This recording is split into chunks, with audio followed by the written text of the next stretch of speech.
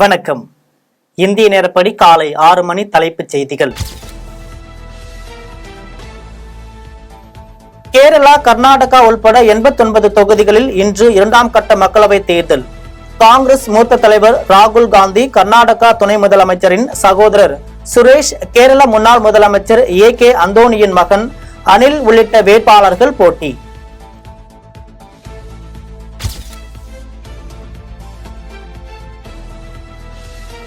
தேர்தல் நடத்தை விதிகளை மீறியதாக பிரதமர் மோடி 6 ஆண்டுகளுக்கு தேர்தலில் போட்டியிட தடை கோரிய வழக்கு டெல்லி உயர்நீதிமன்றத்தில் இன்று விசாரணை.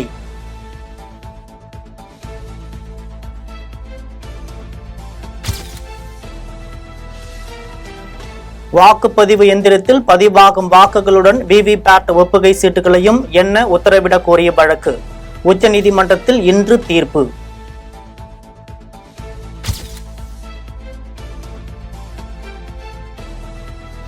இந்தியா கூட்டணி மத அடிப்படையில் இடஒதுக்கீடு வழங்க அரசமைப்பை மாற்றுவதற்காக வாக்குகள் கோருகிறது. உத்தரப்பிரதேச மாநில பிரச்சாரத்தில் காங்கிரஸ் தேர்தல் அறிக்கை குறித்து பிரதமர் மோடி தாக்கு.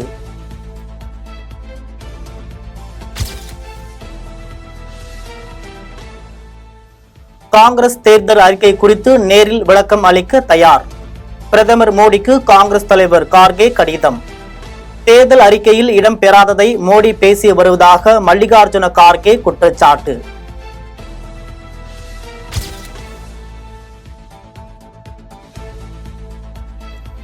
வெப்பநிலை அதிகரிப்பால் அதிகம் பாதிக்க வாய்ப்புள்ள குழந்தைகள், வயதானவர்கள், கர்ப்பிணி பெண்கள், உடல்நலக் குறைவால் பாதிக்கப்பட்டவர்களை மிக கவனமாக பாதுகாக்க வேண்டும்.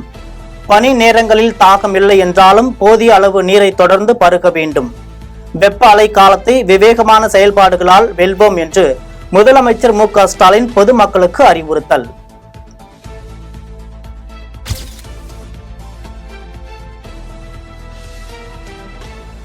உணவுப் பொருட்களுடன் திரவ நைட்ரஜனை நேரடியாக கலந்து விற்பனை செய்தால் நடவடிக்கை எடுக்கப்படும். திரவ நைட்ரஜனை நேரடியாக கலந்து விற்பனை செய்யும் உணவு வணிகர்கள் மீது உணவு பாதுகாப்பு மற்றும் தர நிர்ணய சட்டம் 2006 படி உரிய சட்ட நடவடிக்கை எடுக்க தமிழக அரசு வலியுறுத்தல்.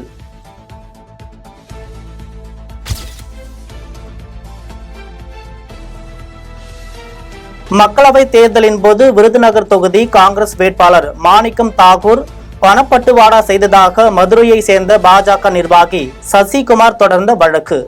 மாணிக்கம் தாகூரை தகுதி நீக்கம் செய்ய உத்தரவிடக் கோரிய மனு மீது 1 வாரத்தில் முடிவெடுக்கப்படும். சென்னை உயர்நீதிமன்றத்தில் தேர்தல் ஆணையம் உறுதி.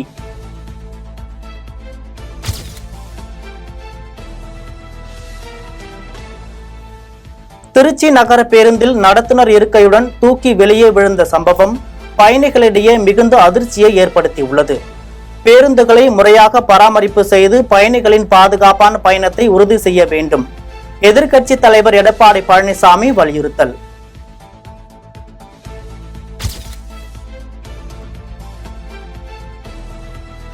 புதுச்சேரி இளைஞர் உடல் பருமன் சிகிச்சையால் அறுவை சிகிச்சையின் போது உயிரிழந்த விவகாரம். 2 நாட்களில் விசாரணை அறிக்கையை சமர்ப்பிக்க 2 இணை இயக்குநர்கள் கொண்ட விசாரணை குழுவுக்கு சுகாதாரத்துறை உத்தரவு.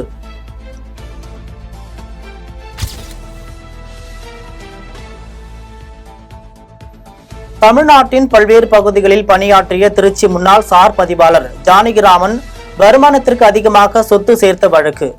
முன்னாள் சார் பதிவாளர் ஜானகிராமன், அவரது மனைவி வசந்தி ஆகிய இருவருக்கும் தலா 5 ஆண்டுகள் சிறை. 100 கோடி ரூபாய் சொத்துக்களை பறிமுதல் செய்து அரசுக்கு ஒப்படைக்க திருச்சி ஊழல் தடுப்பு மற்றும் சிறப்பு நீதிமன்றம் உத்தரவு.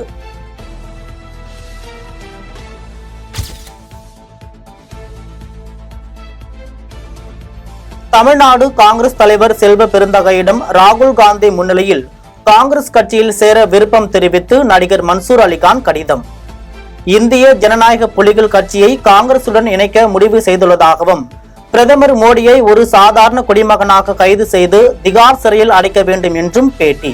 தேர்தல் ஆணையம் ஆண்மை உள்ளதா இருந்தா, பொறுப்பு உள்ளதா இருந்தா, வெக்கம் மான சூடு சொரணை இருந்தா, பதவியில அவங்களுக்கு ஒரு ஒட்டு உணர்வுன்னு இருந்தா உடனடியாக இந்த பாரத பிரதமர் நரேந்திர மோடியை பிரிவு செக்ஷன் 123(3)A இந்திய தண்டனை சட்டம் 153A 154B 298 504 மற்றும் இந்திய தண்டனை சட்டம் 505 படி அவரை கைது செய்து தீயார் ஜெயிலில் உடனடியாக அடைக்கணும். அப்புறம் தேர்தலை நடத்தணும்.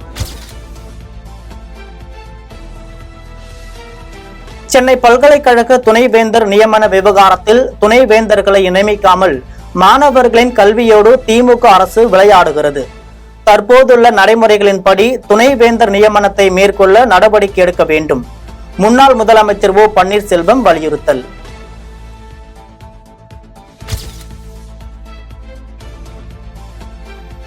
திருச்சி மத்திய பேருந்து நிலையத்தில் இருந்து ஸ்ரீரங்கம் நோக்கி சென்ற அரசு பேருந்தில் நடத்துனர் இருக்கையுடன் கீழே விழுந்த விவகாரம். அரசு போக்குவரத்து கழக தீரன் நகர் கிளை பணிமனை மேலாளர் ராஜசேகர் உள்பட 3 பேரை சஸ்பெண்ட் செய்து அதிகாரிகள் உத்தரவு.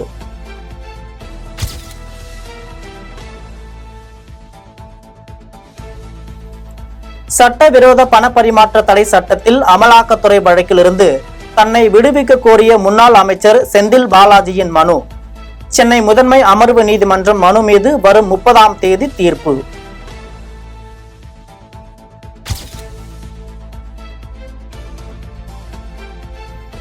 தூத்துக்குடியில் ஸ்டெர்லைட் ஆலைக்கு எதிராக போராட்டத்தில் ஈடுபட்டவர்கள் மீதான போலீசாரின் துப்பாக்கி சூடு சம்பவம். எதிர் மனுதாரர்களாக சேர்க்கப்பட்ட அதிகாரிகள் அனைவரும் ஜூன் 7ஆம் தேதிக்குள் பதில் மனு தாக்கல் செய்ய சென்னை உயர்நீதிமன்றம் உத்தரவு.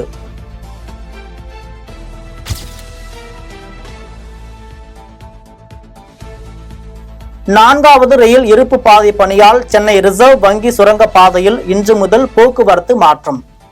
ராயபுரம் பாலம் மற்றும் ராஜாஜி சாலையிலிருந்து காமராஜர் சாலையை நோக்கி செல்லும் அனைத்து வாகனங்களும் ரிசர்வ் வங்கி சுரங்கப்பாதை, அணுகு சாலை, வடக்கு கோட்டை சாலை, போர் நினைவு சின்னம் வழியாக காமராஜர் சாலையை அடையலாம். காமராஜர் சாலையிலிருந்து பாரிமுனை நோக்கி செல்லும் வாகனங்கள் வழக்கம் போல் ரிசர்வ் வங்கி சுரங்கப்பாதை வழியாக இயக்கப்படும் என்று சென்னை போக்குவரத்து காவல்துறை தகவல்.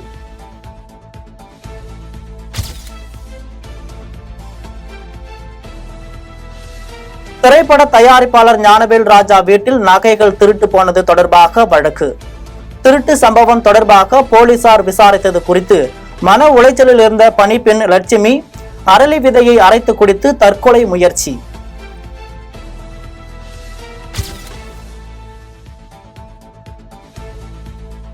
மதுரையில் கால்நடை மருத்துவர்களின் எண்ணிக்கையை அதிகரிக்க வேண்டும்.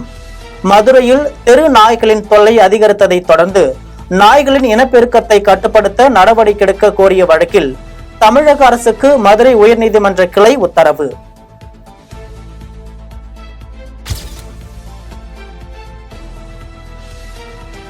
தமிழகம் முழுவதும் பள்ளிக்கல்வித்துறை கட்டுப்பாட்டில் உள்ள பள்ளிகளில் தேசிய குழந்தைகள் உரிமைகள் பாதுகாப்பு ஆணைய விதிகளை அமல்படுத்த உத்தரவிடக் கோரிய வழக்கு. பள்ளி குழந்தைகளை அடிப்பது போன்ற தண்டனையை தடுக்கும் தேசிய குழந்தைகள் உரிமைகள் பாதுகாப்பு ஆணைய விதிகளை அமல்படுத்த சென்னை உயர்நீதிமன்றம் உத்தரவு. விதிகளை மீறி குழந்தைகளுக்கு தண்டனை வழங்கப்பட்டது தொடர்பாக புகார்கள் வந்தால் அதிகாரிகள் நடவடிக்கை எடுக்க பள்ளி கல்வித்துறைக்கு உத்தரவு.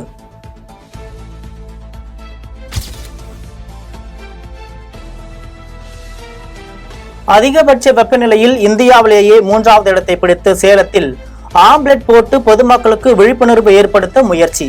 பொதுமக்களுக்கு இடையூறு விளைவிக்க முயன்றதாக இருவரை அழைத்து சென்று போலீசார் விசாரணை.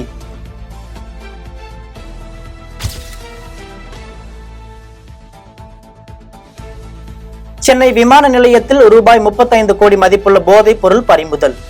மலேசியாவிலிருந்து சென்னை விமான நிலையத்திற்கு வந்த பயணியிடம் போதைப் பொருள் கடத்தப்பட்டது தொடர்பாக பல்வேறு கோணங்களில் அதிகாரிகள் விசாரணை.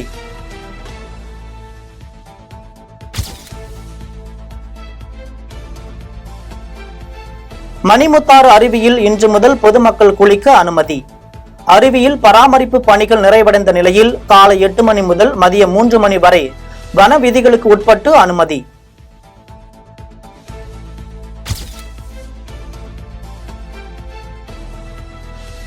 கரூரில் பெற்ற மகனை துடிக்க துடிக்க அடித்து கொன்ற தந்தையால் பரபரப்பு. சொத்து பிரச்சனையில் பெற்ற மகனை அடித்து கொலை செய்துவிட்டு விபத்து என நாடகமாடிய தந்தை உள்பட 2 பேர் கைது.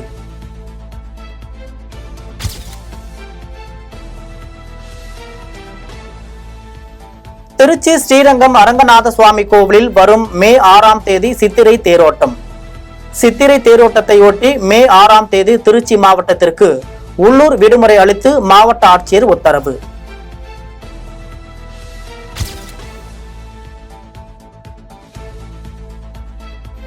தென்னிந்தியாவில் புதிய ஆற்றல் மற்றும் உற்சாகம் இருப்பதை பார்க்க முடிகிறது. தென் மாநிலங்களில் பாஜக அதிக இடங்களை கைப்பற்றும் என்று மத்திய அமைச்சர் ஜெய்சங்கர் நம்பிக்கை.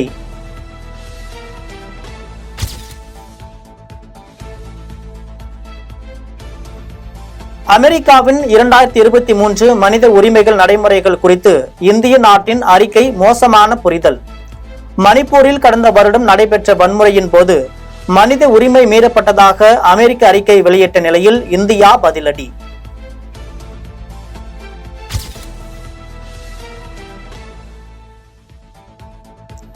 ரிசர்வ் வங்கியின் கட்டுப்பாட்டுகளால் தனது சொத்து மதிப்பில் சுமார் 10,831 கோடி ரூபாயை இழந்துள்ளார் கோடக் வங்கி நிறுவனர் உதய் கோடக். ப்ளூம்பெர்க் பிலிமியன்ஸ் இன்டெக்ஸ் தகவல்.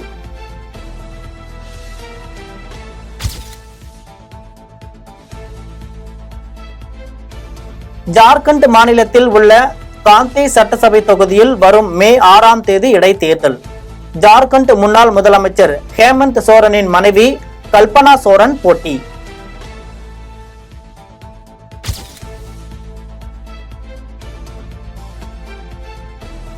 நைஜீரியா நாட்டில் பெய்த கனமழையால் நைஜர் மாகாண சிறை சேதம். 119 கைதிகள் தப்பி ஓடிய நிலையில் 10 பேர் மீண்டும் சிறையில் அடைப்பு.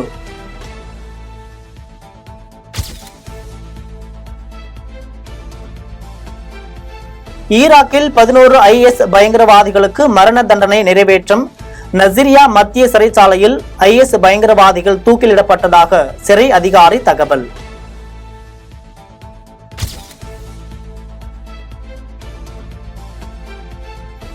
பிலிப்பைன்ஸில் பல்வேறு மாகாணங்களில் இயல்பை விட அதிக அளவில் வாட்டி வதைத்து வரும் வெயில். வெப்ப தாக்கம் காரணமாக பிலிப்பைன்ஸில் 6 பேர் உயிரிழந்ததாக பிலிப்பைன்ஸ் சுகாதார அமைச்சகம் தகவல்.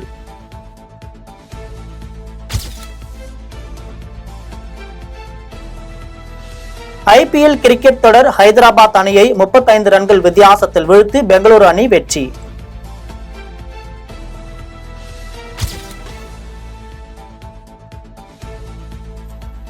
IPL கிரிக்கெட் தொடர் ஹைதராபாத் அணிக்கு எதிரான ஆட்டத்தில் பெங்களூரு அணி வீரர்கள் விராட் கோலி, படிதார் இணைந்து விளையாடி அரை சதம்.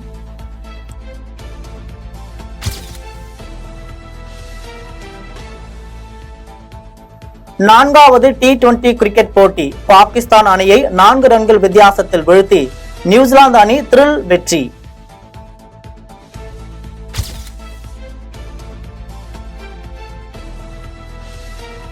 இயக்குனர் சங்கர் இயக்கத்தில் நடிகர் கமல்ஹாசன் நடிக்கும் திரைப்படம் இந்தியன் 2. இத்திரைப்படம் ஜூன் மாதம் வெளியாக உள்ள நிலையில் ஃபர்ஸ்ட் சிங்கிள் லிரிக் வீடியோவாக விரைவில் வெளியாகிறது.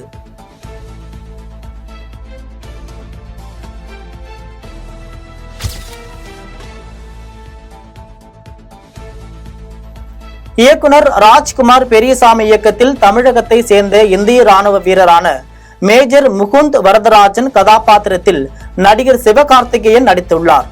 மேஜர் முகுந்த் வரதராஜனின் 10ஆம் ஆண்டு நினைவு தினத்தையொட்டி நடிகர் சிவகார்த்திகேயன் சல்யூட்டிங் மேஜர் முகுந்த் என்ற வீடியோ வெளியீடு.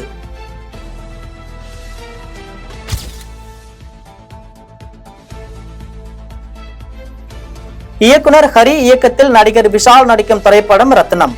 இத்திரைப்படத்தின் சிங்கிள் ஷாட் மேக்கிங் வீடியோவை வெளியிட்டது ரத்னம் படக்குழு.